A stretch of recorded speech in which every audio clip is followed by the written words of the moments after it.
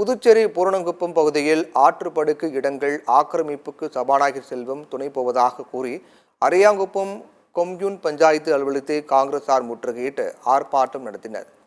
புதுச்சேரி மணவெளி தொகுதி நோனாங்குப்பம் மற்றும் பூரணாங்குப்பம் பகுதியில் அரசுக்கு சொந்தமான ஆற்றுப்படுகை இடங்களை தனிநபர்கள் ஆக்கிரமிப்பு செய்துள்ளதாக கூறப்படுகிறது.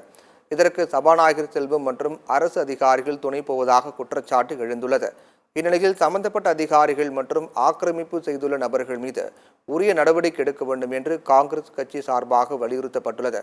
மேலும் சபாநாயகர் செல்வம் பதவி விலக வேண்டும் என்று கூறி கொம்யூன் பஞ்சாயத்து அலுவலகம் முன்பாக நடைபெற்ற காங்கிரஸ் கட்சியினர் கண்டன கோஷங்களை எழுப்பி ஆர்ப்பாட்டத்தில் ஈடுபட்டனர்.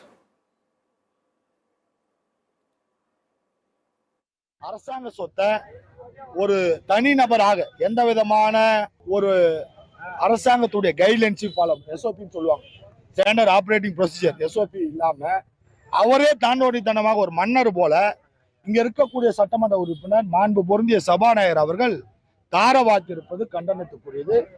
அதை அரசாங்க சொத்தை பாதுகாக்க வேண்டும் என்று பல கட்டமாக நோட்டீஸ் கொடுக்கப்பட்டும் கூட, எல்லாத்துக்கும் புகார் அளிக்கப்பட்டும் கூட காவல்துறையோ வருவாய்த்துறையோ இல்ல நம்முடைய கொம்யூன் பஞ்சாயத்துடைய ஆணையரோ அதே மாதிரி பொதுப்பணித்துறை எந்த நடவடிக்கையும் எடுக்காத காரணத்தில் இன்றைக்கு போராட்டத்துக்கு மக்கள் தள்ளப்பட்டிருக்கிறார்கள். இந்த போராட்டம் தீவிரமாகும்.